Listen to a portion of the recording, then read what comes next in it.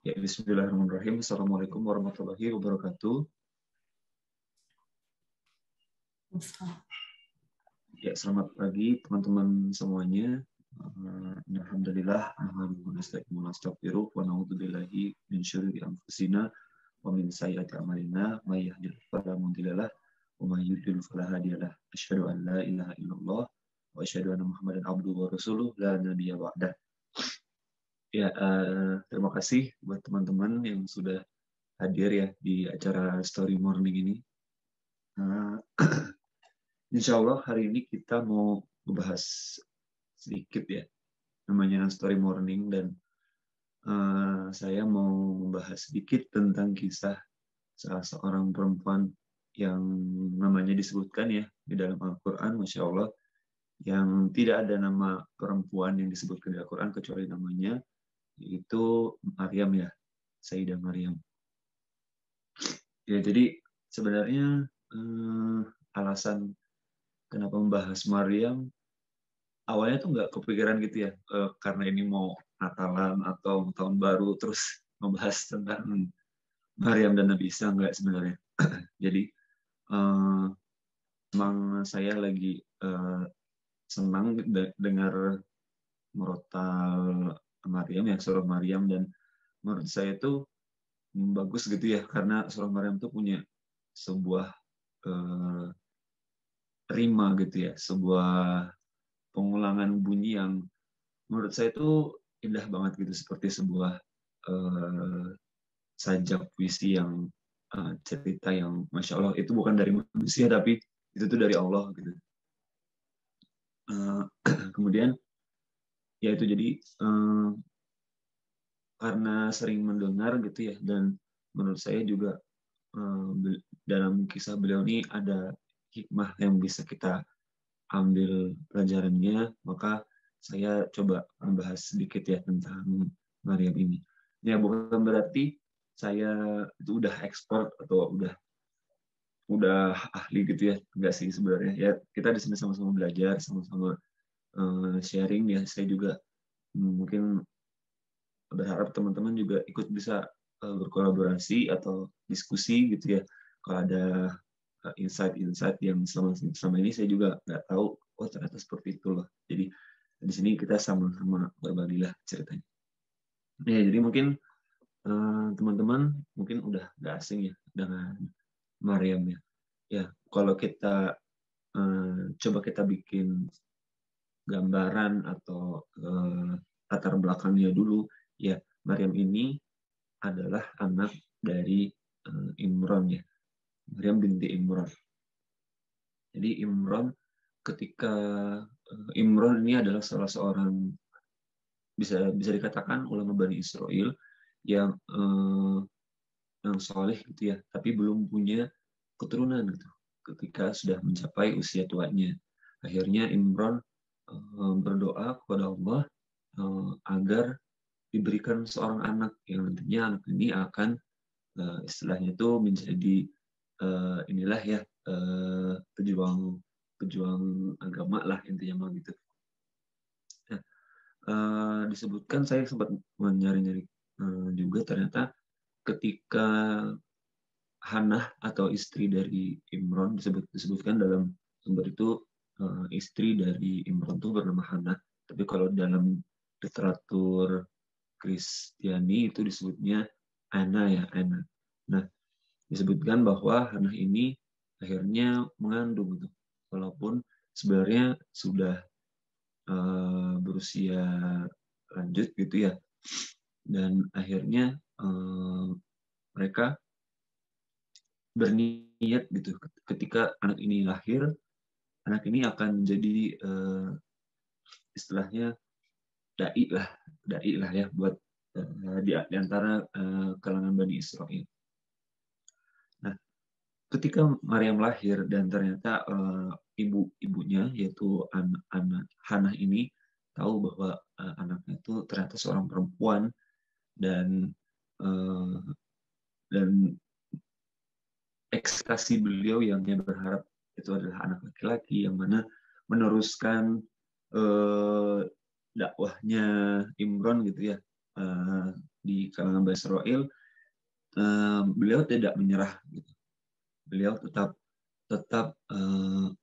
menjaga anaknya agar bisa banyak beribadah gitu ya. Itu kalau di Islam mungkin banyak ikaf gitu ke masjid dan lain sebagainya.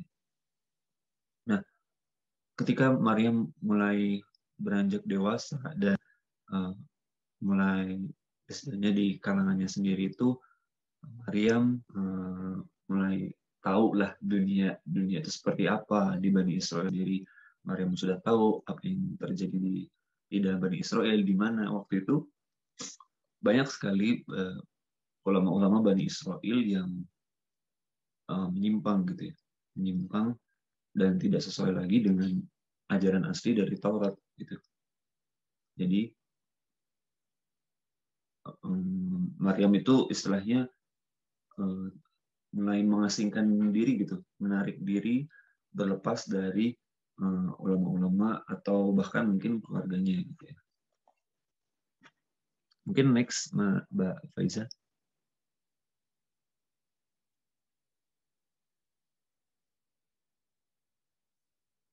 Ya, jadi di dalam surah Maryam ya, surah ke-19, kisah Maryam ini mulai diceritakan di ayat nomor 16 ya.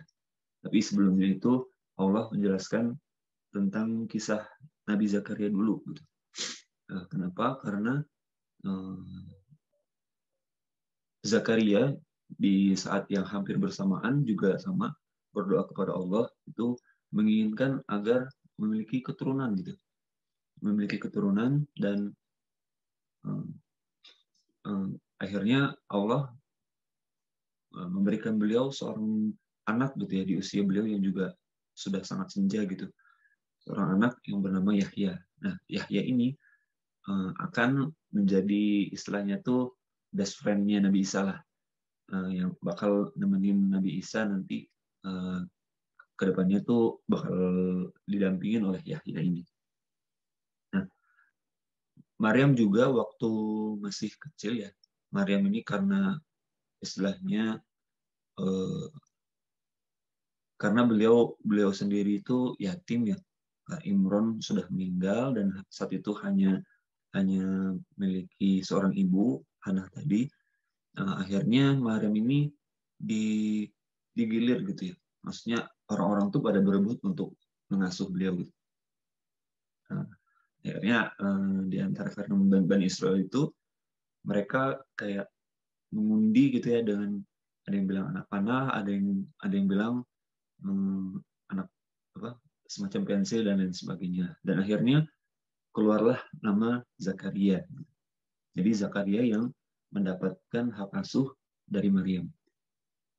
Nah, Nabi Zakaria alaihissalam ketika Maryam mulai beranjak dewasa dan beliau mendampingi Maryam gitu ya, ya sebagai salah seorang keluarga Maryam sendiri, ya Nabi Zakaria tuh sering ngawasin gitu ya, istilahnya tuh nengokin lah Maryam, karena Maryam terbiasa untuk beribadah gitu ya, sholat gitu ya di mihrab yang mana itu tertutup gitu, tertutup dengan tabir.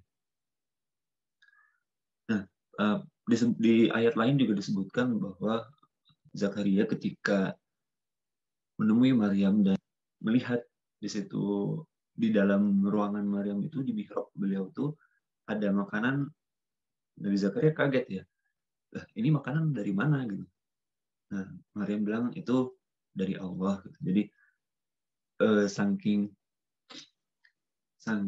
Allah itu sayang banget gitu sama Maryam, bahkan Allah tuh menurunkan makanan langsung gitu ya kepada Maryam.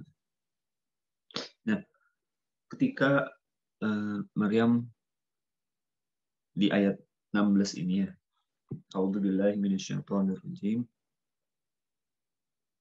Wadkur fil kitabi Maryam idzin tabadat min ahliha makanan syarqiyyah. Jadi ceritakanlah Maryam di dalam kitab ketika dia mengasingkan diri dari keluarganya ke suatu tempat di sebelah timur Baitul Maqdis. Jadi nabada itu artinya itu memisahkan diri gitu. Intabadat itu artinya bukan. Nabada itu artinya menganggap sesuatu itu tidak penting gitu. Intabadat itu artinya menganggap diri sendiri itu nggak penting gitu. Jadi di sini artinya Maryam itu bukan mengasingkan diri karena merasa dirinya itu lebih baik, tapi Maryam itu mengasingkan dirinya karena menganggap aku itu siapa sih? Aku tuh bukan siapa-siapa gitu. Jadi akhirnya Maryam istilahnya beriktikaf dan memisahkan diri dengan kaumnya ke sebelah timur ya. Ke sebelah timur maksudnya itu Syarqiyah. Syarqiyah itu asal katanya itu seperti syuruk gitu ya, sebelah timur. Jadi Syarqiyah itu ke sebelah timur dari Baitul Maqdis. Maryam ini tinggalnya di sekitar Baitul Maqdis ya. Kemudian ayat ke-17, qalat inni a'udzu birrahmani minka in kunta taqiyya. Fattakhadhat min dunihim hijaba فأرسلنا إليها روحنا فتمثل لها بشرا سويا. Jadi ketika Maryam berada di dalam mihrab beliau, kemudian tiba-tiba ya kebayang ya kita lagi zikir gitu, lagi enak-enak berzikir gitu di dalam satu ruangan tertutup yang ada tabirnya, tiba-tiba ada orang datang ngebuka gorden lah ya istilahnya, ngebuka gorden. Assalamualaikum. Nah, Maryam pasti kaget kan? Siapa ini? Pasti terkejut gitu ketika ada orang asing datang dan membuka gorden tabir dari mihrab beliau. Nah, kemudian Maryam langsung spontan bilang, aku berlindung kepada Yang Maha Pengasih dari kamu, kalau kamu orang yang bertakwa. Jadi walaupun di sini disebutkan ini ya, qalat inni a'udzu birrahmani minka in kunta taqiyya. Maryam berkata, aku berlindung kepada Yang Maha Pengasih darimu, gitu ya. In kunta taqiyya, jika kamu adalah orang yang bertakwa, gitu. Ya, jadi malaikat Jibril datang gitu ya ke mihrab beliau dan dalam wujud sebagai seorang laki-laki yang di sini disebutkan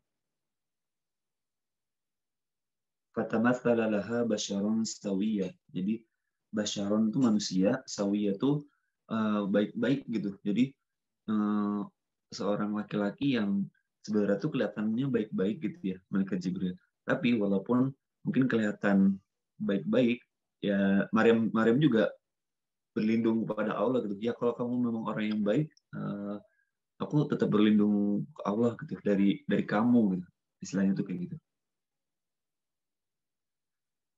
Terus akhirnya malaikat Jibril menjawab Maryam, aku ini cuma utusan aja. Aku nggak pengen sebenarnya ke sini. Aku cuma diperintahkan ke sini. Aku harus datang ke sini. Aku punya kabar gembira buat kamu karena kamu akan diberikan seorang anak. Nah, akhirnya Maryam kaget kan dengan berita ini. Aku bakal punya anak. Mana mungkin? Kan nggak ada seorang pun manusia pun yang menyentuhku gitu. Karena saking itu menggambarkan saking betapa seriusnya gitu ya beliau itu berzikir, beriktikaf gitu, mendekatkan diri kepada Allah, bahkan nggak ada seorang manusia pun yang menyentuh beliau gitu. Seorang laki-laki pun juga yang menyentuh beliau itu nggak ada gitu. Nah, ini sebenarnya cukup menarik ya, karena dalam beberapa literatur dari Kristiani itu disebutkan kisah Maryam itu ketika melahirkan Nabi Isa. Maryam itu bertunangan dengan seorang laki-laki yang namanya Yusuf. Jadi tapi Yusufnya bukan Nabi Yusuf ya, tapi Yusufnya Yusuf yang berbeda. Jadi di dalam literatur Kristiani itu Maryam itu disebutkan menikah dengan seseorang yang bernama Yusuf gitu. Dan Al-Qur'an membantah itu gitu, menyebutkan bahwa ya Maryam itu tuh seorang yang sangat menjaga dirinya beliau, dan bahkan nggak ada seorang laki-laki pun yang menyentuhnya gitu. Ya kalau di umat Kristiani itu mereka meyakini bahwa Maryam itu punya hubungan gitu dengan Yusuf gitu ya. Mereka disebutkan seperti bertunangan gitu, tapi Al-Quran membantah itu dan mengatakan bahwa aku bahkan nggak ada seorang manusia pun yang menyentuhku gitu. Jadi di sini menunjukkan ya betapa mulianya Maryam itu sendiri menjaga diri beliau dari manusia gitu ya, dari berhubungan dengan manusia lain. Kemudian coba kita lanjutkan ke ayat 19. Qala innama ana rasulu rabbik li ahaba laki ghulaman zakiyya. Jadi Jibril bilang ke Maryam, aku ini utusan dari Rabbmu. Kamu tuh akan diberikan seorang anak-anak yang cerdas. Gitu. Gulaman zakiyya itu gulam itu adalah anak laki-laki, zakiyya itu orang yang cerdas ya, yang intelijensinya di atas rata-rata. Ya kita ketahui bahwa Nabi Isa itu bisa berbicara gitu ya sejak bayi bahkan. Kemudian ayat ke-20, qalat anna yakunu li ghulamu wa lam yamsasni bashar wa lam aku baghiyya. Maryam seperti yang tadi Maryam bilang, gimana mungkin aku punya seorang anak? Nggak ada manusia yang menyentuhku gitu. Aku bukan seorang pezina. Kemudian malaikat Jibril menjawab beliau di ayat 21, qala kadzalik. Ya memang akan seperti itu, kata malaikat Jibril. Qala rabbuki huwa alayya hayyin. Rabbmu, dia itu maha kuasa untuk berbuat begitu. Jadi walaupun Maryam dalam kondisi nggak percaya gitu, mana mungkin aku bakal punya seorang anak gitu. Malaikat Jibril menjawabnya dengan santai. Ya keputusan Allah tuh udah bulat gitu. Aku cuma hanya datang ke sini cuma tugasnya udah tinggal ngerjain perintah aja gitu. Nah, walinaj'alahu ayatan linnasi wa rahmatan minna, dan kami menjadikan dia, maksudnya Nabi Isa itu ayat ya. Ayat itu bisa bermakna juga kalimat Allah gitu. Jadi umat Kristen itu sering menyebutkan Nabi Isa itu sebagai firman Allah gitu ya, kalimat Allah. Dan Al-Qur'an pun di sini juga menyebutkan ayatal linnas, ayat untuk manusia ya, warahmatan minna, dan rahmat dari kami. Maka kana amran maqdiyya. Jadi urusan itu udah diputuskan. Keputusannya itu udah bulat bahwa Maryam, kamu akan punya seorang anak laki-laki yang cerdas. Dan ayat ke-22. Oh ya, jadi itu scene-nya istilahnya kalau kita seperti sebuah film yang jadi itu di scene di mana Maryam tuh sedang ada di mihrab beliau gitu ya. Tiba-tiba ada seorang laki-laki datang membuka berat gitu. Kamu siapa gitu? Aku berlindung kepada Allah dari kamu. Ya aku nih utusan yang memberikan kabar gembira bahwa kamu akan dapat anak. punya anak. Mana mungkin aku punya anak? Kan aku nggak pernah ada yang menyentuh aku gitu. Nah, aku bukan seorang pezina. Ya itu udah Allah udah menetapkan itu. Putusannya udah bulat dan kamu akan diberikan seorang anak. Akhirnya, akhirnya menghilanglah malaikat Jibril. Dan kita bisa mungkin membayangkan ya gimana perasaannya Maryam ketika diberitakan seperti itu seorang oleh malaikat gitu. Dan ketika itu ya nah, malaikat Jibril tuh meniupkan ruh dari Allah ke dalam tubuh Maryam gitu. Ditiupkan gitu. Akhirnya Maryam sejak saat itu mulai mengandung. Nah, mungkin teman-teman di sini ya apa ya sudah ada yang sudah pernah hamil, melahirkan dan punya anak gitu ya. Mungkin ada juga yang belum ya. Jadi ketika mulai hamil dan ya pasti akan merasakan istilahnya di bidang kedokteran itu perubahan hormon dan lain sebagainya. Dan itu berdampak ke fisik beliau dan mungkin bisa jadi muntah dan lain sebagainya.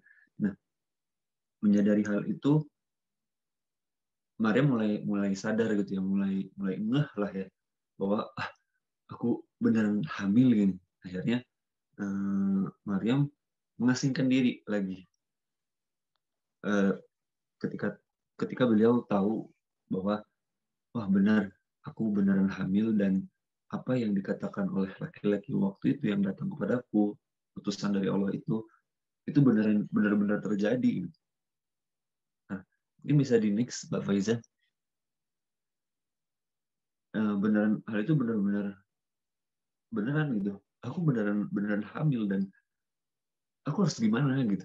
Nah, akhirnya beliau dari mihrab itu tempat beliau beriktikaf itu, akhirnya beliau pergi lagi. Jadi mengasingkan dirinya ini ada 2 kali ya. Jadi mengasingkan diri dari yang pertama tuh untuk beriktikaf di mihrab situ di sebelah timur Yerusalem itu.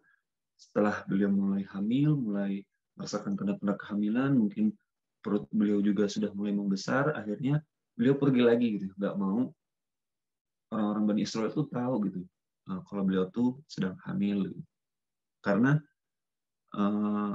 ya kebayang ya, maksudnya ada seorang perempuan tiba-tiba hamil gitu ya, perutnya membesar dan nggak ada nggak ada nggak ada kabar apa gitu ya, pasti akan ya muncul pertanyaan gitu. Dan Maryam saat itu belum sanggup untuk menerima konsekuensi psikologis tekanan gitu ya dari masyarakat gitu. Akhirnya beliau berjalan kaki gitu ya. Ya zaman dulu mah nggak ada Gojek, nggak ada apa gitu ya. Jadi ya jalan kaki aja gitu, pergi dari kampungnya. Kita lanjut ke ayat 23 yang saya bacakan. فأجاءها المخاض إلى جذع النخلة قالت يا ليتني مت قبل هذا وكنت نسيا منسيا. Kemudian akhirnya dia sampai ke di sini disebutkan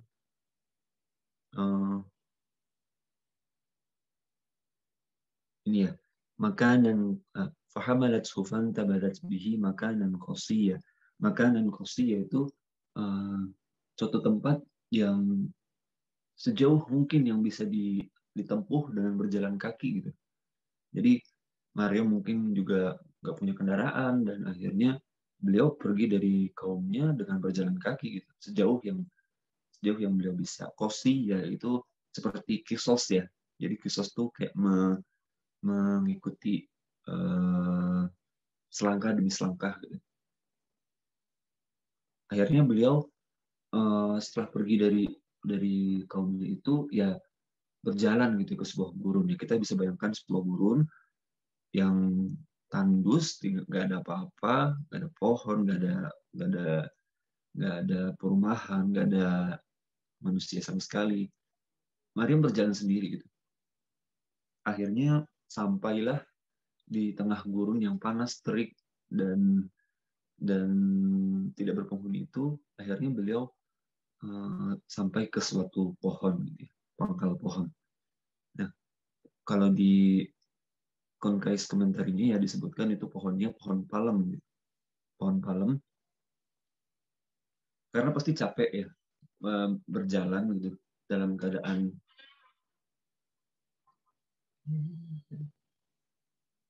maaf sebentar. Udah tes kita semua.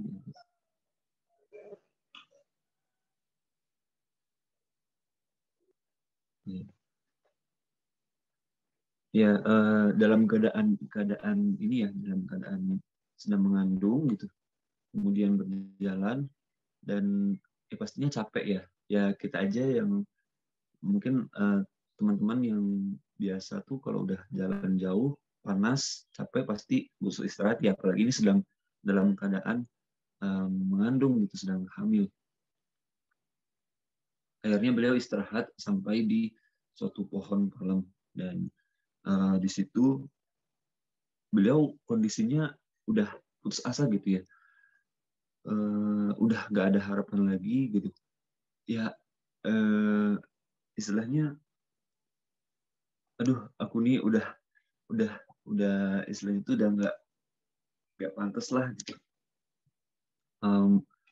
untuk bisa kembali lagi ke kaumku gitu. Sampai akhirnya Maryam tuh bilang, wahai betapa andai aku mati sebelum ini gitu, dan aku menjadi seorang yang tidak diperhatikan dan dilupakan. Dan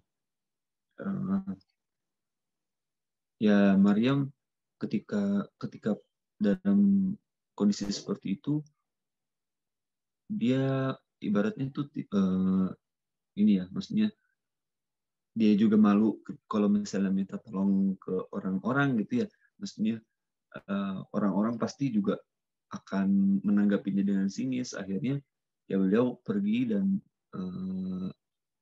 dalam kondisi yaitu sedang hamil tua lah ya. Nah, di sini para ulama tuh mulai ini ada yang berpendapat apakah boleh gitu berharap andai aku mati sebelum ini gitu ya. Tapi kalau kita coba pemahaman yang lebih komprehensif gitu ya, pemahamannya itu Maryam itu dalam keadaan putus asa, dalam keadaan nggak punya harapan lagi gitu. Andai aku tuh nggak dapat tanggung jawab ini gitu, nggak dapat tanggung jawab dari Allah, seorang anak yang anak ini tuh nggak punya bapak gitu. Jadi ya beliau putus asa gitu, kondisi beliau saat itu. Maka setelah itu Allah menurunkan malaikat Jibril gitu ya, malaikat Jibril di ayat selanjutnya, ayat ke-24, fanadaha min tahtiha alla tahzani qad ja'ala rabbuki tahtaki sariyah. Maka kami memanggilnya gitu, dari tempat yang dari bawahnya. Di sini ada ulama yang menafsirkan Maryam ada di suatu bukit gitu ya, sedangkan malaikat Jibril itu memanggilnya dari bawah. Ada juga yang menafsirkan bahwa yang mengatakan ini adalah Nabi Isa-nya sendiri sesudah dilahirkan. Tapi sebagian besar beranggapan bahwa yang mengatakan ini adalah malaikat Jibril. Disebutkan di sini, alla tahzani, janganlah kau bersedih hati, qad ja'ala rabbuki tahtaki sariyah, sungguhnya Tuhanmu telah menjadikan anak sungai di bawah. Nah, jadi kondisinya tuh ya istilahnya kalau kita kebayangnya di sebuah bukit gitu ya, di atas bukit Maryam tuh bersender gitu ya, istirahat di dekat pangkal pohon palem, terus ada malaikat Jibril di sebelah bawah. Jadi kenapa ini berbeda dengan sebelumnya? Sebelumnya malaikat Jibril langsung ada di hadapan Maryam gitu ya, sedangkan ini kondisinya malaikat Jibril itu ada di sebelah bawah gitu ya, karena ya kebayang ya kayak ketika mau melahirkan dan itu tuh nggak etis gitu ya ketika malaikat itu datang langsung ke hadapan Maryam, tapi Allah memuliakan beliau dengan menurunkan malaikat Jibril itu di sebelah bawah gitu, jadi eh, kayak bisa angin apa ya, noleh ke bawah lah intinya, Maryamnya bisa ngeliat malaikat Jibrilnya itu dari arah bawah gitu. Nah di sini disebutkan Maryam, uh, la tahzani, alla tahzani, jangan kau nggak usah sedih gitu. Ya sedih mah boleh ya. Pasti ketika berputus asa, tapi sedihnya jangan berlarut-larut lah intinya mah gitu.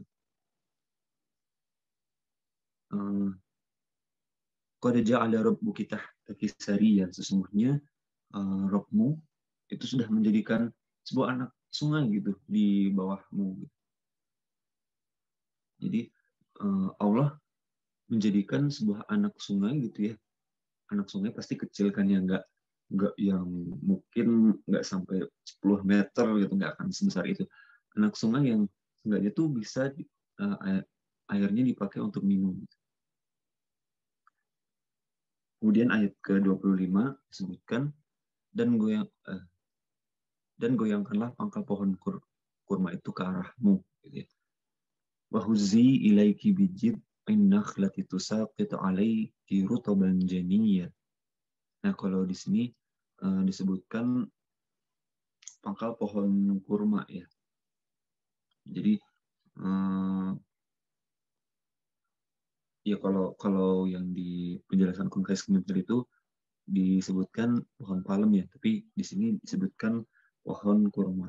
Jadi Maryam ketika kondisi seperti itu, dia diminta oleh malaikat Jibril, goyangin itu pohon pohon kurmanya gitu ke arahmu. Nanti kurmanya akan jatuh kepadamu. Nah, kebayang ya dalam kondisi yang capek gitu, setelah berjalan jauh, terus akhirnya disuruh untuk menggoyangkan pangkal pohon kurma, dan ya pangkal pohon itu kan nggak mudah ya menggoyangkannya.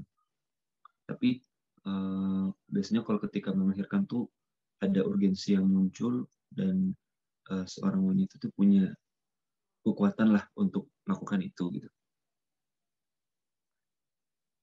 Ayat selanjutnya, ayat ke-26, maka makan, minum, dan bersenang hatilah engkau. Fakuli washrobi wa qarri aina. Maka makanlah yang kurma yang tadi jatuh gitu ya, setelah goyang-goyangkan pangkal pohon tadi, dan minumlah dari air sungai yang Allah udah menurunkan anak sungai di bawah kakinya gitu.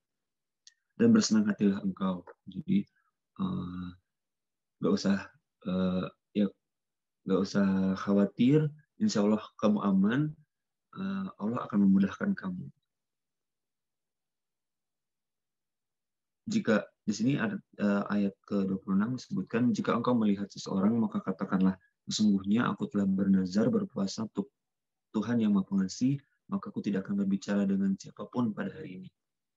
Jadi tadi setelah diperintahkan untuk makan, minum, dan bersenang hati, Allah memerintahkan Maryam untuk berpuasa, tidak berbicara gitu.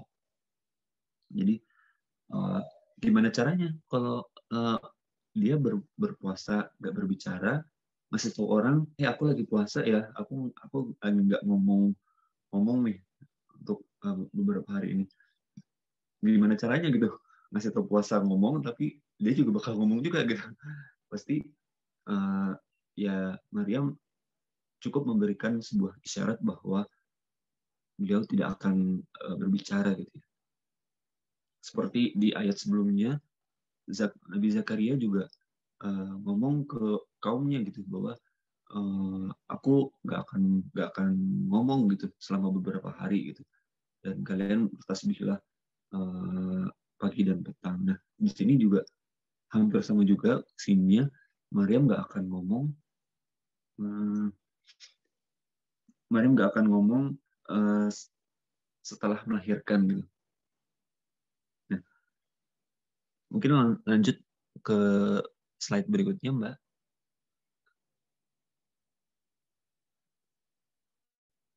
Jadi itu scene-nya ketika di padang pasir ya. Maryam udah berjalan jauh dan udah kelelahan, dan di bawah pohon palem atau kurma itu akhirnya beliau menggoyangkan pangkal pohonnya, dan beliau makan kurma dan minum dari sungai yang ada di bawah kakinya, dan qadarullah akhirnya Maryam bisa melahirkan di tempat tersebut. Ya, ini juga cukup menarik ya dari sisi apa ya, dari sisi scene-nya, karena di umat Kristiani sendiri itu cukup berbeda gitu apa yang mereka yakini. Jadi di umat Kristiani itu Maryam itu disebutkan pergi gitu ya ke suatu tempat di mana tempat itu adalah suatu kandang domba gitu ya, kalau saya nggak salah. Jadi kandang domba ini tuh kondisinya tuh dia dan Maryam dan Yusuf itu bepergian gitu, bepergian berdua, dan akhirnya sampai di suatu kandang domba itu dan Maryam melahirkan di situ. Ini cukup kontras ya antara apa yang diyakini oleh umat Kristiani dan apa yang Allah jelaskan di dalam Al-Quran. Kalau di dalam Al-Quran itu ya kondisinya Maryam itu tersudut gitu ya, maksudnya beliau tuh malu, nggak ingin kehamilan beliau itu tuh diketahui orang, bahkan sampai-sampai ya pergi gitu ya, nggak mau ketemu orang-orang gitu. Tapi di umat Kristiani itu pemahaman yang beredar itu adalah ada istilahnya itu kayak ada bidannya, ada orang selain Maryam yang bertemu dengan malaikat Jibril gitu. Bahkan di dalam Alkitab gitu ya disebutkan bahwa yang yang bertemu dengan malaikat Jibril di awal itu bukan Maryam tapi Yusuf, yang disebutkan sebagai tunangannya itu. Jadi Yusufnya bermimpi gitu ya, bermimpi bertemu dengan malaikat, kemudian menamakan anaknya dengan Yesus gitu ya. Walaupun Yusuf dan Maryam katanya itu tidak berhubungan badan katanya. Nah, setelah itu ya itu ya secuplik kisah, akhirnya Maryam akhirnya melahirkan. Mungkin next ke slide selanjutnya Mbak Faiza. Jadi setelah tadi ya kita sudah sampai pada scene di mana malaikat sudah bertemu dengan Maryam lagi yang kedua kali. Kemudian Maryam sudah melahirkan gitu ya, melahirkan anak Nabi Isa alaihissalam, yang dimana itu kondisinya di bawah pohon kurma gitu ya, bukan di suatu kandang atau di mana, tapi di bawah pohon kurma. Kemudian lanjut Mbak. Yang selanjutnya setelah itu Maryam kembali ke kaumnya. Mungkin bisa di next Mbak Faiza.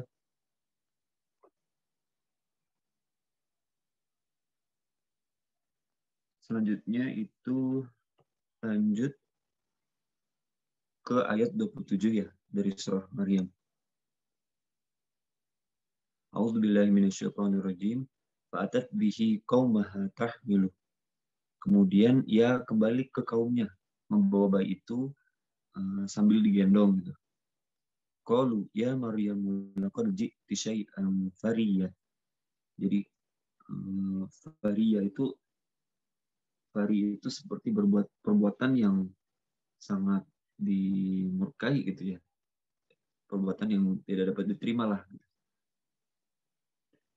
Maryam yang menggendong seorang bayi, otomatis pasti menimbulkan kekagetan gitu ya di kalangan orang-orang. Maryam menggendong bayi gitu. Itu anak siapa gitu. Akhirnya Maryam juga dalam kondisi aku nggak akan ngomong kepada siapapun. Aku udah berpuasa, aku nggak akan ngomong. Orang-orang otomatis pasti penasaran gitu. Akhirnya mereka nanya lah ke Maryam. Ayat ke-28. Ya ukhta Harun ma kana abuki imra'a sau'in wa ma kanat ummuki baghiyah. Wahai saudara perempuan Harun. Di sini Maryam dipanggil dengan saudara perempuan Harun ya. Jadi di sini ada pertanyaan nih, saudara perempuan Harun, apakah Maryam itu ini yang mengambil Nabi Musa di dalam apa? Yang mengambil Nabi Musa di dalam sungai atau gimana? Nah, Harun di sini bukan berarti Maryam itu saudara kandungnya Nabi Harun, saudaranya Nabi Musa ya. Tapi kita sering di dalam Islam juga ketika ada orang yang soleh, seorang nabi gitu ya, biasanya kita punya kecenderungan untuk menamakan anak kita dengan nama itu gitu. Misalnya anaknya diberi nama Harun juga. Jadi ada kemungkinan bahwa Maryam punya saudara kandung yang bernama Harun, atau bisa juga karena Harun adalah seorang yang soleh gitu ya, seorang yang di kalangan Bani Israel itu adalah orang yang dianggap terhormat gitu ya, maka saudara perempuannya itu adalah orang yang juga terhormat gitu. Ya ukhta Harun disebutkan di sini maka na abuki imra'a sau'i wa ma kanat ummuki baghiyah. Ayahmu itu bukan seorang yang buruk perangai gitu ya. Ayahnya Maryam adalah Imran gitu. Ya, Bani Israel sudah tahu siapa itu Imran, dan Imran bukan seorang yang jelek gitu ya di mata Bani Israel. Dan ibunya beliau Hannah yang tadi di awal itu juga bukan, orang-orang juga tahu bahwa Hannah itu adalah orang yang baik gitu. Ketika Maryam membawa seorang bayi gitu di gendongannya, dan orang-orang menimbulkan persepsi yang mana mungkin Maryam punya seorang anak gitu. Akhirnya tuduhan-tuduhan yang tidak pantas gitu ya, akhirnya datang dari kaum Bani Israel. Kemudian ayat ke-29, fa'asyarat ilaihi qalu kaifa nukallimu man kana fil mahdi sabiyya. Jadi kita bisa ngebayangkan scene di suatu gang atau jalan-jalan perumahan yang padat penduduk gitu. Ada seorang wanita gitu bawa anaknya sambil digendong, terus Maryam, kamu bawa itu anak siapa gitu. Akhirnya Maryam karena sedang berpuasa dan nggak bisa ngomong gitu, akhirnya hanya ngasih isyarat gitu, ngomong ke anak ini gitu, istilahnya itu ngomong aja ke dia gitu, ngomong ke anaknya gitu. Gimana kita bisa ngomong sama anak apa? Gimana kita bisa ngomong sama bayi yang lagi digendong gitu? Mana mungkin bayi bisa ngomong gitu. Nah, terus setelah itu akhirnya Allah menunjukkan mukjizatnya gitu ya. Nabi Isa mampu berbicara walaupun masih dalam bayi gitu ya. Bayi tapi sudah bisa berbicara gitu. Ayat ke-30, qala inni abdullah. Nabi Isa itu berkata, aku nih hamba Allah. Atani al-kitab wa ja'alani nabiyya. Allah menurunkan kepadaku kitab dan menjadikan aku seorang nabi. Jadi kalau kita ngebayangin scene ini ya, itu pasti kayak orang-orang berkumpul gitu. Mariam, kamu nih ini anak siapa gitu. Terus akhirnya dia cuma ngasih isyarat gitu ya, kayak gitu, kayak menunjukin ke anaknya. Terus anaknya ngomong, aku nih hamba Allah, aku sudah diberi kitab dan aku seorang nabi. Pasti orang-orang tuh kayak kaget gitu. Ada bayi bisa ngomong gitu. Seumur umur nggak mungkin ada bayi yang bisa ngomong lancar gitu, masih digendong gitu. Ya paling bisa lancar ngomong tuh sekitar ya setahun gitu ya. 2 tahun pun bahkan belum tentu lancar ngomong gitu. Tapi ini bayi yang masih digendong udah bisa lancar ngomong, dan ngomongnya tuh to the point dan apa ya, straight gitu. Di sini Nabi Isa bilang bahwa dia tuh adalah hamba Allah dan diberi kitab ya, berbeda dengan Yahya yang di ayat sebelumnya.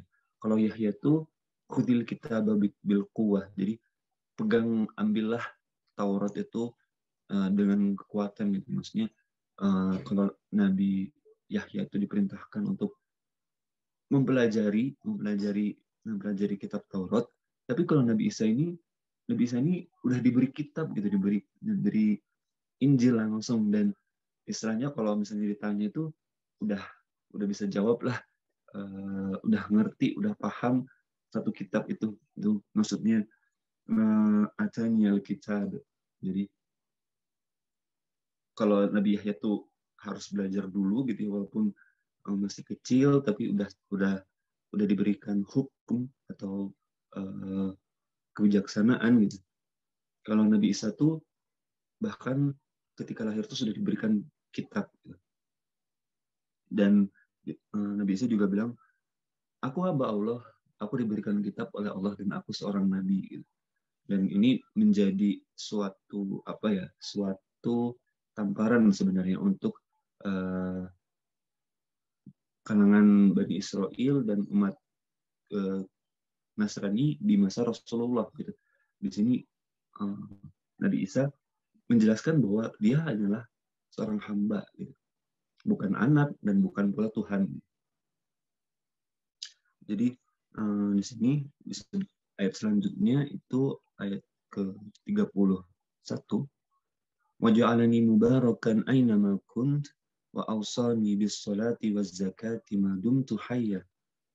Dan aku diberkahi gitu dimanapun aku berada gitu. Kenapa diberkahi dimanapun berada ini jadi penting? Karena Nabi Isa tuh gak hanya di dunia gitu ya. Nabi Isa tuh dinaikkan sama Allah gitu ya ke atas langit, dan nanti ketika Nabi Isa tuh akan turun tuh Nabi Isa tuh juga tetap diberkahi. Jadi dimanapun ia berada tuh Nabi Isa tuh tetap diberkahi. Makanya kenapa itu penting. Wa awsani bis salati waz zakah. Jadi wa awsani itu ibaratnya tuh seperti diberi sebuah ultimatum gitu, bukan hanya diberikan perintah tapi perintah yang sangat penting gitu, yaitu perintah untuk sholat dan perintah untuk zakat. Jadi sholat dan zakat itu adalah suatu hal yang sangat penting gitu untuk Nabi Isa. Ya, kalau anaknya pun seperti itu, sudah pasti kan Maryam juga seperti itu gitu ya. Maryam juga sholat dan zakat juga seperti anaknya. Kemudian ayat ke-32, dan berbakti kepada ibuku dan dia tidak menjadikan aku seorang yang sombong lagi celaka. Wa barram biwalidati wa lam yaj'alni jabbaran syaqiyya.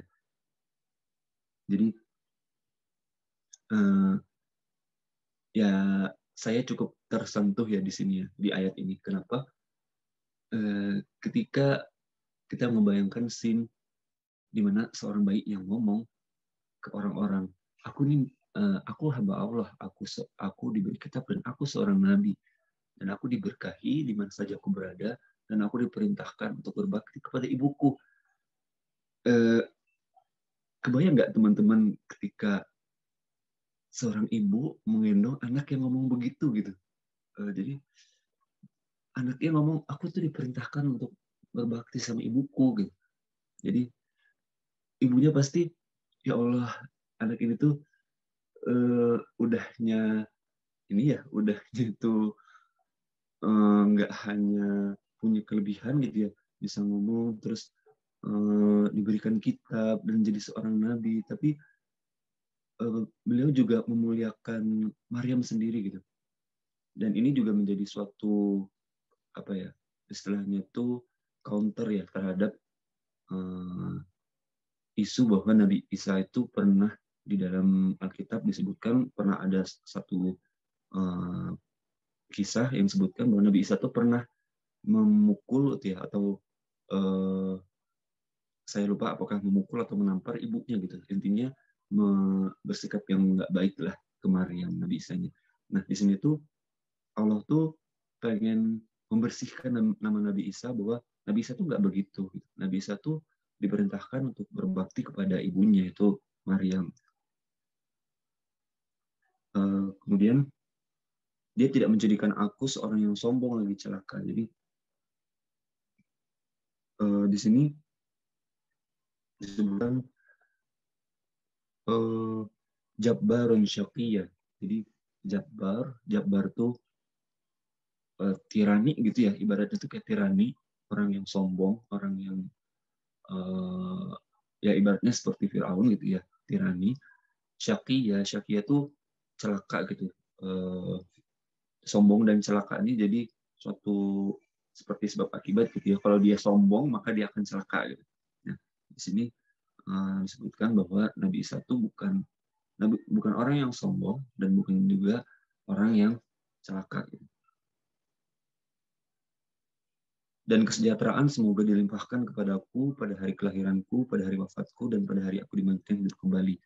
Yaitu pada ayat 33. Wassalamu alayya yawma wulidtu wa yawma amutu wa yawma ub'atsu hayya. Jadi kata penutupnya setelah tadi baik berpidato itu adalah semoga keselamatan itu dilimpahkan pada hari aku dilahirkan, aku wafat, dan aku dibangkitkan hidup kembali. Ini kita masih dalam scene ini ya, scene orang-orang tuh masih terkejut gitu, masih ada bayi bisa ngomong, dan dia ngomong sesuatu yang bukan hal yang ecek-ecek gitu ya, bukan hal yang ringan, tapi sesuatu yang penting, sesuatu yang apa ya, sesuatu yang tidak perlu dipertanyakan lagi gitu. Dan bahkan seorang bayi itu menyampaikan sesuatu tentang bahwa dia akan wafat gitu ya, bahwa dia akan dibangkitkan lagi gitu. Nggak hanya urusan yang pendek aja, tapi sudah kebayang semoga keselamatan itu pada hari aku wafat dan pada hari aku dibangkitkan lagi gitu. Dan orang-orang pasti ini ya terkejut dan gitu ya, mungkin mereka belum bisa menerima bahwa anak ini tuh seorang nabi yang Allah turunkan, dan diturunkan tuh kepada Maryam gitu, yang awalnya mereka punya mindset yang istilahnya pikiran yang negatif gitu pada Maryam. Dan setelah itu, setelah Nabi Isa selesai berbicara atau menyampaikan itu, Maryam pun pergi dengan membawa bayi tersebut. Dan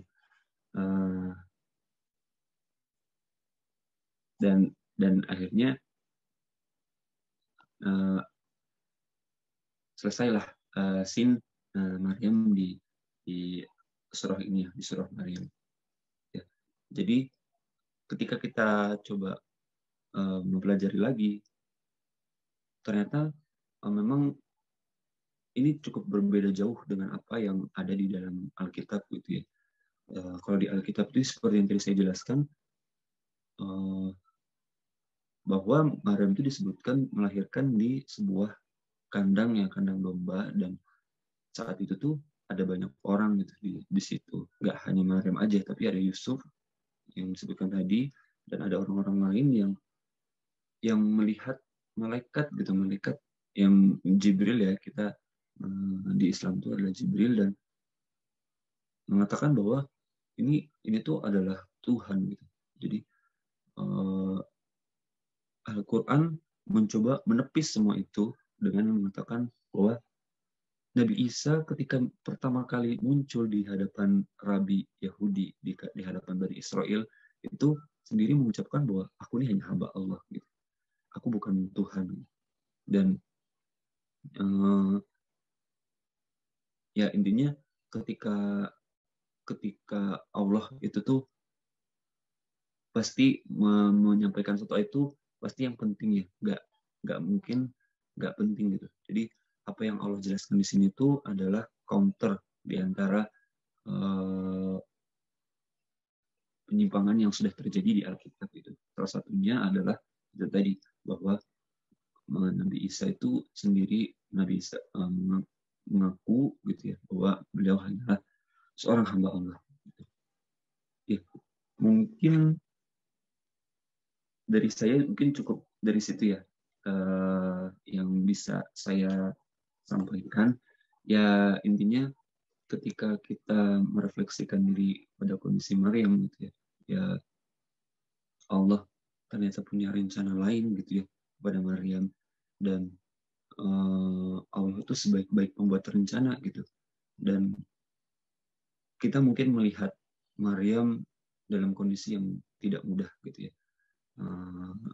Beliau akhirnya harus menghadapi tekanan dari masyarakat, dari kaumnya, dan Allah itu memberikan mukjizat gitu, menolong beliau, entah itu dalam bentuk ya tadi ya, dalam bentuk sungai, anak sungai, kemudian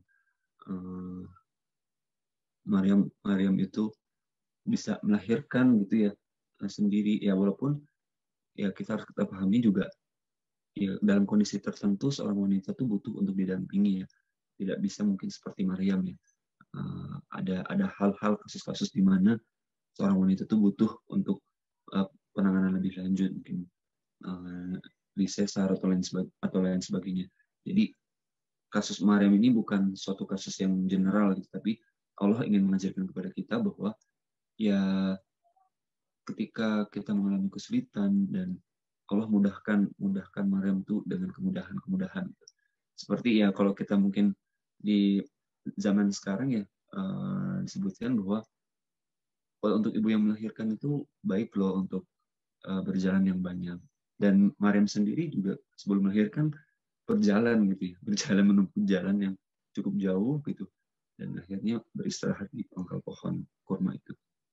Nah, dan ketika menghadapi kaumnya pun, Maryam pun dibantu gitu. Allah memberikan mukjizat, Nabi Isa itu mampu berbicara dan memberikan penjelasan kepada kaumnya gitu ya. Dan sebagai seorang wanita yang baru melahirkan, dan itu gejolak hormonnya tuh cukup ini ya, cukup istilahnya tuh mengguncang emosi, dan Maryam tuh mampu untuk apa ya, menahan diri untuk tidak terbawa emosi ya. Kayak berarti kita difitnah dan kita tuh mau ngasih klarifikasi gitu, tapi ya Allah tuh memerintahkan ya, Maryam kalau kamu ketemu orang puasa gitu, jangan ngomong, jangan berbicara gitu, karena ya bisa jadi ketika dalam masa setelah melahirkan hormon juga masih bergejolak gitu ya, takutnya bukannya kaumnya itu malah ngerti gitu ya kondisi Maryam, tapi malah jadi ada miskonsepsi dan salah prasangka gitu.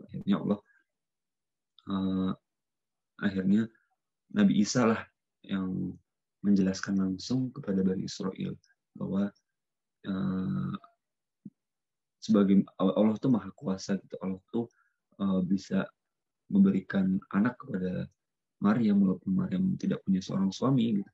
Dan dengan mukjizat Allah ya, Allah tuh mampu gitu untuk membantu hambanya ketika hambanya mungkin dalam keadaan kondisi yang putus asa dan bahkan sampai ingin mati gitu ya, ingin bunuh diri gitu. Dan ya Allah tuh maha kuasa gitu. Allah punya rencana yang terbaik. Ya mungkin dari saya cukup sekian kali ya yang bisa saya sampaikan. Ya kita insya Allah mudah-mudahan bisa mengambil hikmahnya dari kisah kelahiran Nabi Isa alaihissalam ini. Mungkin dari segitu dulu Mbak Faiza yang bisa saya sampaikan. Silahkan kalau ada teman-teman yang ingin berdiskusi atau mungkin menambahkan atau ngasih tambahan insight, oh itu sebenarnya gini gitu. Silahkan.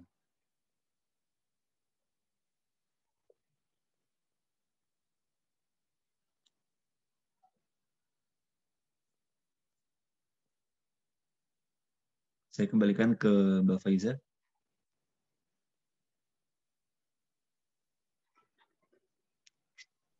Iya, terima kasih.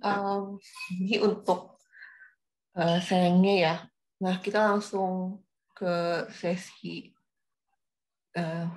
diskusi. Teman-teman di sini kalau misalnya ada yang ingin disampaikan insight, bisa disampaikan, ataupun mungkin pertanyaan juga, bisa via chat, ataupun raise hand. Sambil menunggu, mungkin saya undang juga Pak Heru ya. Ya, siap, Mbak. Iya, Pak Heru. Untuk apa namanya? Untuk apakah ada yang mau disampaikan juga? Ya, terima kasih Mbak Faiza. Terima kasih juga nih Mas Randy. Masya Allah, luar biasa penyampaiannya. Sama-sama Pak Heru. Jadi saya ini memang tukang ngisi aja kekosongan gitu. Kalau belum ada yang diskusi, sebenarnya saya lebih senang mendengarkan gitu. Karena apa? Jadi yang nambah ilmu kan saya gitu kalau saya dengerin. Nah, kalau saya ngomong ini kan berarti yang nambah ilmu teman-teman. Kalau ada ya, ya seperti itulah fungsi saya. Jadi tukang ngisi kekosongan. Mungkin saya pertama kali ini untuk bagian awal itu saya ingin mengapresiasi teman-teman yang sudah nyimak, kita semua yang pagi ini nyimak penjelasan dari Mas Randy ya. Karena kemarin itu kok saya pas kesengsem ya pelajari surat An-Nisa itu ketemu ayat yang ini menurut saya untuk teman-teman yang volunteer yang suka menginfakkan waktunya, terus hartanya, mungkin pulsanya atau yaitu di jalan Allah itu. Di An-Nisa ayat 95 itu ada Allah berfirman, "A'udzubillahi minasyaitonir rajim, la yastawil qa'iduna minal mu'minina ghairu ulil dharari wal mujahidina fi sabilillah bi amwalihim wa anfusihim." Ya poinnya tidak sama gitu antara orang mukmin yang duduk tidak ikut berjuang gitu tanpa punya udzur ya, ghairu ulil dharar, dengan orang yang berjuang di jalan Allah dengan harta dan jiwanya. Enggak sama. Walaupun Allah memang ya rahmat Allah kan luas. Jadi Allah sendiri juga menyatakan wa qul wa adawahul husna. Masing-masingnya sudah dijanjikan pahala yang terbaik yaitu surga. Jadi kalau tadi habis sholat subuh gitu ada yang tidur lagi gitu kan. Itu ya karena sudah sholat subuh ya Allah sudah menjanjikan pahala yang terbaik kan. Tapi kan ada orang yang jenisnya seperti kita ini kan. Habis sholat subuh ya mungkin kita terinspirasi oleh Faidah Farokta Fansop gitu. Setelah selesai melakukan urusan, maka kerjakanlah dengan sungguh-sungguh urusan yang lain. Kita terus ngaji. Gitu. Terus kita mendengarkan sharing dari Mas Randy. Nah itu saya ingin mengapresiasi teman-teman ya, termasuk saya sendiri juga ya, kita semua lah ya. Karena kita mudah-mudahan Allah masukkan ke dalam golongan yang disebut tidak sama ini. Jadi Allah akan ya Allah kan juga menyatakan wa fadlallahul mujahidina 'alal qaidina ajran 'azim. Melebihkan orang-orang yang berjuang dibandingkan orang-orang yang tidak berjuang. Jadi tidak. Ya insya Allah yang namanya volunteer itu insya Allah ya ada perbedaan lah dibandingkan yang tidak volunteer. Ya tidak harus di komunitas ini di komunitas yang lain juga bisa, di masyarakat juga bisa, donor darah misalnya juga bisa dan seterusnya. Jadi itu poin pertama. Terus untuk Mas Randy sendiri juga saya mungkin ada apresiasi khusus ya, karena kan kalau teman-teman di komunitas itu ada yang volunteer di apa ya, misalnya di subtitle gitu misalnya. Ada juga yang volunteer di POB. Terus ada juga yang volunteer di podcast gitu. Ada juga yang volunteer di apa namanya?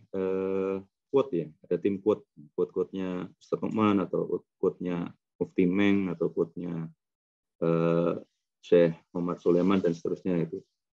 Terus di posting, di-upload di medsos kita. Nah, Kang Randy ini termasuk yang VOB ya gitu, terus podcast juga yang malah yang apa memotori gitu, yang membidani kelahirannya, terus story morning juga iya. Jadi ini kalau tadi kita bicara soal volunteer itu Allah melebihkan, insya Allah ya, dibandingkan dengan yang habis sholat subuh tidur lagi itu tadi. Nah ini juga kalau volunteernya tidak hanya cuma satu, VOB ya, podcast ya, story morning ya, insya Allah mudah-mudahan ya makin lebih lagi. Allah makin melebihkan lagi, insya Allah. Itu poin yang saya ingin mengapresiasi teman-teman semua yang sama-sama nyimak pada pagi hari ini. Lalu topik yang diambil Mas Randy ini kan luar biasa ya, Maryam binti Imran. Nah ini kan apa namanya? Ini kan satu dari 4 wanita teladan yang spesial. Ya. Rasulullah sendiri kan pernah menyebutkan ya dalam satu hadis lewat Ahmad, hasbuka min nisa'il alamin. Ya kan? Cukuplah 4 wanita yang disebutkan Rasulullah itu yang ada di dunia itu sebagai teladan. Yang pertama disebutkan Rasulullah itu Maryamu bintu Imran. Baru terus habis itu wa Khadijatu bintu Khuwailid. Terus yang ketiga itu putri beliau sendiri wa Fatimatu bintu Muhammad. Terus yang terakhir wa Asiyatu mar'atu Fir'aun. Jadi kan 4 itu. Jadi yang 2 dari keluarga Rasulullah yaitu Khadijah dan Fatimah. Salamun alaiha. Terus yang bukan keluarga Rasulullah ya Maryam dan Asiyah. Tapi di hadis itu yang disebut pertama adalah Maryam. Dan ini menarik. Kalau Ustadz Nukman kan sering mengkaji atau menganalisis kenapa ada sesuatu yang disebut pertama. Ya tentunya pasti punya kelebihan. Kalau kita lihat misalnya Asiyah gitu, istri Fir'aun itu, istri raja itu kan agak mustahil gitu kalau dia dicaci atau dicibir, dicerca, diejek, dimaki. Demikian juga Khadijah, istri Rasulullah. Apalagi waktu itu beliau kaya raya. Beliau kan istilahnya pengusaha, terus merekrut Rasulullah sebagai istilahnya karyawan beliau gitu. Itu kan penuh pujian. Apalagi waktu itu kalau nggak salah Abu Lahab, Abu Jahal itu juga berlomba-lomba ingin menjadikan Khadijah sebagai istri, tapi Khadijah nggak tertarik. Kan beliau tertariknya karena justru akhlak Rasulullah. Terus Fatimah ya putri Rasulullah, siapa yang berani mengejek? Itu yang fokus ejekan atau cercaan atau hinaan atau apa namanya ingin menyakiti, ingin bunuh itu kan fokusnya ke Rasulullah, bukan ke Fatimah kan. Tapi kalau Maryam kan beda sendiri. Ya, tadi Mas Randy sudah cerita, tadi Mas Randy menyebutkan kata-kata tuduhan-tuduhan yang tidak pantas. Itu kan melayangnya tuduhan itu kan ke arah Ibunda Maryam. Jadi cacian, cercaan, cibiran, ejekan, makian ini anak siapa? Gitu. Jadi itu dialami oleh beliau yang itu tentunya luar biasa ya, apa namanya? Exercise mental exercise beliau itu luar biasa sehingga ya cukup pantas kalau kita melihat di hadis Nabi itu disebutkan pertama. Dan juga yang luar biasa adalah dari 4 wanita teladan itu tadi Khadijah, Fatimah, terus Asiyah, terus Maryam itu. Hanya Maryam kan yang dijadikan nama sebuah surah di Final Revelation. Ya, kitab suci Al-Quran sebagai firman yang terakhir, kitab terakhir itu surah itu kan 114 itu kan nggak main-main, pasti sudah Allah pilih. Dan salah satu surahnya surah Maryam. Jadi itu luar biasa ya. Jadi ada 4 wanita teladan, ada 1 diantaranya, tapi terus kita melihat sisi luar biasa dari itu. Terus tentunya Bunda Maryam ini dengan salamun alaiha dengan putranya tidak bisa dipisahkan ya. Jadi sering kalau kita sebut Maryam ya wabniha gitu kan, dengan putra beliau yang menjadi nabi, atau kalau kita sebut Nabi Isa wa ummihi dengan ibunda beliau yang luar biasa. Nah, terus bagi saya sendiri salah satu hikmah yang luar biasa dari kisah Maryam itu adalah kalau misalnya kita ya, saya, Mas Randy, Mbak Faiza, Mbak Siti atau siapapun dari kita itu mengatakan sesuatu kebenaran terus disalahpahami, yaitu kita santai saja. Karena apa? Karena Rasulullah pun juga disalahpahami. Beliau berdakwah terus beliau disalahpahami oleh orang-orang kafir atau musyrikin Mekah. Nah, Allah juga gitu kan. Allah juga istilahnya mengatakan kepada Rasulullah, ya santai aja, Bang. Aku saja disalahpahami. Gitu. Allah aja kan disalahpahami. Ada yang menganggap aku punya anak. Gitu. Itu kan kesalahpahaman terhadap Allah. Jadi ketika Allah, zat yang kita sembah setiap hari, itu saja disalahpahami, atau Rasulullah juga disalahpahami. Nah, kenapa kita kalau disalahpahami terus misalnya jadi merasa gak enak atau merasa marah atau apa. Jadi ya santai aja gitu. Karena Rasulullah jadi salah paham, Allah aja salah paham. Jadi ya santai aja. Terus seperti yang tadi Mas Randy juga bilang, case-nya Maryam itu bukan case yang general. Itu kata-kata Mas Randy yang masih saya ingat tadi. Jadi Nabi Isa ini menurut Allah kelahirannya yang normal. Karena Maryam itu putranya adalah seorang nabi. Tapi kalau itu terjadi di zaman sekarang, ada wanita yang lahir terus nggak jelas ayahnya siapa, yaitu bukan normal, itu kasus namanya. Karena satu-satunya case yang normal di dalam pandangan Allah adalah ya kasus Nabi Isa karena beliau seorang nabi, lahir dari wanita yang sendiri. Nah, terkait dengan kesalahpahaman tadi, di mana Allah disalahpahami itu, kita tahu bahwa orang Yahudi itu menganggap Nabi Isa itu hasil zina, hasil perzinahan. Tapi kita sebagai orang Muslim sudah dilatih oleh Nabi Muhammad SAW untuk berpikir taktis. Ini ada dulu waktu saya dapat tugas di luar negeri itu karena tidak membawa keluarga, jadi saya punya banyak waktu untuk menghafalkan Al-Quran. Jadi cukup banyak yang saya hafal, itu berapa juz. Salah satunya yang saya hafal dan ini adalah merupakan latihan yang dilatihkan Nabi Muhammad SAW kepada kita ya orang Muslim.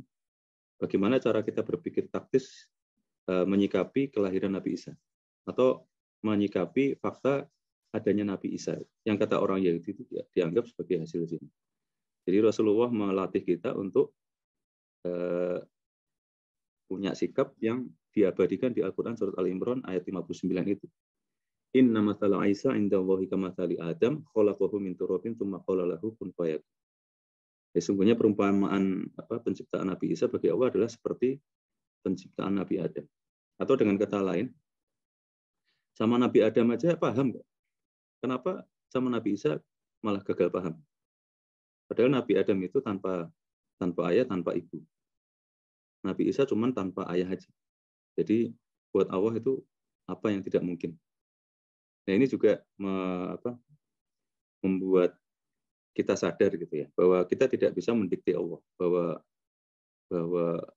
oh kalau manusia itu ya kalau misalnya kita membahas ilmu pengetahuan, lahir itu dari pertemuan, nah gitu kan, antara sel dari kubu laki-laki dengan sel telur dari kubu wanita. Itu secara ilmu seperti itu, ilmu biologi. Tapi Allah tidak bisa didikte oleh ilmu biologi. Jadi Allah kun fayakun kan. Jadi makanya di ayat Ali Imran 59 itu summa qala lahu kun fayakun. Jadi kita tidak bisa mendikte bahwa oh berarti kalau manusia lahir itu harus melalui cara itu. Ya, karena Allah itu Maha Kuasa, ada fakta Nabi Isa dan ada fakta Nabi Adam alaihissalam. Pandemi juga gitu kan. Pandemi itu ada orang yang nggak pernah pakai masker tapi nggak kena virus corona. Ya itu ada. Itu Allah kuasa. Ini bukan berarti saya menghimbau supaya tidak pakai masker. Tetap kita pakai masker karena itu bagian dari ketakwaan. Karena ketakwaan itu salah satunya kan ada unsur ketakutan pada Allah atas secara natural, secara ilmu pengetahuan harusnya seperti apa, kita berjaga-jaga itu sebagai bagian dari takwa. Tapi yang saya maksud di sini adalah kalau Allah menakdirkan bahwa orang itu nggak kena, ya nggak akan kena. Walaupun pakai masker terus menjaga jarak, kalau kena ya kena. Entah dengan cara apa. Itu bagian dari takdir Allah. Seperti kemarin di Semeru itu kan ada ada orang namanya Pak Roh itu yang rumahnya nggak kena sama sekali, katanya di kolamnya itu juga ikannya itu nggak ada debu sama sekali, debu vulkanik itu nggak ada sama sekali. Itu sebagai bagian dari kemahakuasaan Allah yang yakun fayakun, kalau menghendaki ya pasti terjadi ya terjadi. Jadi itu mungkin sedikit tambahan dari saya. Sekali lagi terima kasih Mas Randy, Mbak Faiza, Mbak Siti, Mbak Nifah yang sudah Mas Fatur ya yang sudah arrange ini. Terus menghimbau juga untuk teman-teman kembali ke yang tadi saya sampaikan di awal, la yastawil qaiduna minal mu'minina ghairu ulil dorori wal mujahiduna fi sabilillah bi amwalihim anfusihim. Enggak sama antara ya sama-sama dapat pahala dari Allah dengan pahala masing-masing, tapi tetap Allah mengatakan tidak sama kalau kita misalnya ingin ambil bagian menginfakkan waktu, tenaga, pikiran, harta dan sebagainya. Tidak harus di komunitas ini, tapi kalau khususnya untuk Story Morning, ya himbauannya ya tentu saja teman-teman mungkin yang pernah mempelajari sesuatu atau pernah punya pengalaman spiritual tertentu, terus mungkin dikaitkan dengan ayat tertentu, ya silakan sharing, mendaftar ke Mbak Faiza, Mbak Siti atau Teh Nifah gitu, supaya kita bisa sama-sama belajar menyimak juga dari teman-teman yang lain. Saya kira itu Mas Randy, sekali lagi terima kasih Mbak Faiza. Silakan saya kembalikan ke Mbak Faiza. Iya, terima kasih Pak Heru untuk tambahannya. Di sini ada chat juga dari Kak Siti. Saya bacakan ya. Terima kasih Mas Randy. Saya sedang mempelajari surat Al-Imran. Di bagian awal juga secara detail berapa rentetan dari cerita Ibunda Maryam, kemudian Nabi Zakaria, Maryam, dan cerita Nabi Isa. Kemudian perselisihan antara Injil dan Taurat, kemudian kembali ke Nabi Ibrahim. Jadi saya baru sedikit belajar untuk Quran. Saya melihat memang Quran ini memang ada beberapa cerita yang berulang ya untuk disajikan Allah. Kejadian yang dialami Sayyidah Maryam sebagai perempuan, saya tidak bisa membayangkan bagaimana misalnya seorang perempuan bisa hamil tanpa disentuh pria. Jadi kalau tidak memiliki keimanan bahwa Maryam dan keluarganya adalah orang beriman, maka susah juga mempercayai ya seorang perempuan bisa memiliki anak tanpa suami. Dan ini ujian yang dialami Sayyidah Maryam adalah ujian terbesar yang dialami oleh seorang perempuan sepanjang masa. Terima kasih Kak Siti untuk insight-nya juga. Nah, dari rekan-rekan semua, apakah ada yang ingin ditanyakan juga ataupun berbagi pengalaman mungkin atau berbagi insight?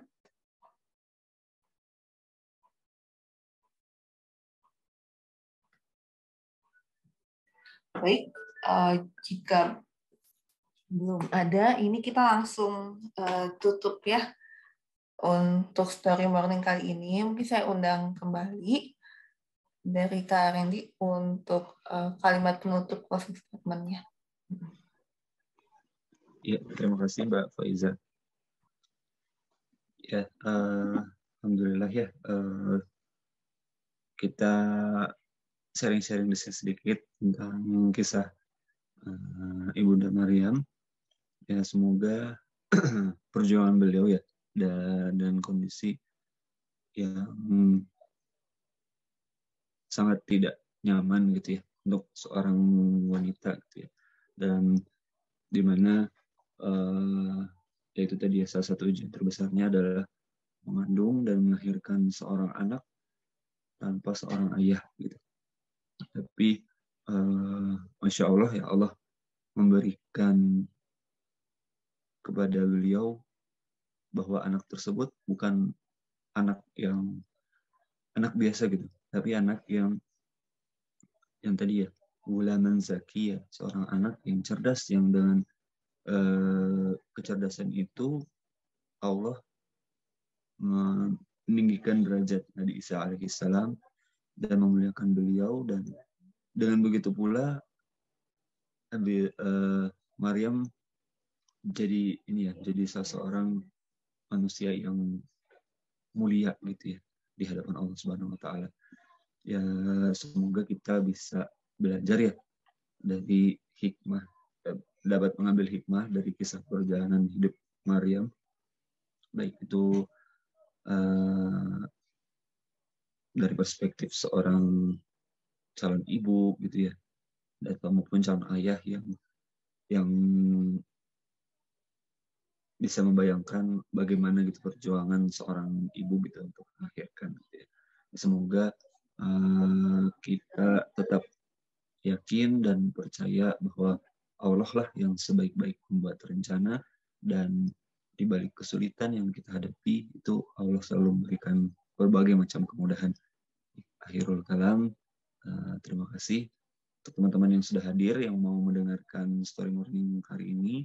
Saya ucapkan mohon maaf kalau ada kata-kata saya yang tidak mengenakan, yang menimbulkan perasaan yang tidak nyaman gitu ya. Mohon dimaafkan. Terima kasih. Akhirul kalam. Assalamualaikum warahmatullahi wabarakatuh. Waalaikumsalam warahmatullahi wabarakatuh. Jazakallahu khairan Mas Randy untuk sharingnya ya hari ini. Ya, sama-sama Mbak. Dan alhamdulillah ini udah beberapa kali juga ya sharing sebagai kontributor juga di Story Morning. Semoga ilmunya berkah dan juga menjadi pahala ya. Amin. Dan buat teman-teman yang ingin jadi kontributor juga, nanti bisa menginformasikan juga ke Kak Siti ataupun saya. Tuh. Dan sebagai penutup, mari kita tutup dengan doa akhir majelis ya. Subhanakallahumma wa bihamdika asyhadu an la ilaha illa anta astaghfiruka wa atubu ilaik. Terima kasih banyak kisah kelahiran untuk Kak Randy, untuk teman-teman semua yang telah hadir. Insya Allah kita bertemu kembali dalam Story Morning setiap minggu ya jam 5.30. Saya tutup langsungnya. Assalamualaikum warahmatullahi wabarakatuh. Waalaikumsalam warahmatullahi wabarakatuh. Terima kasih teman-teman. Ya, jazakallahu khairan.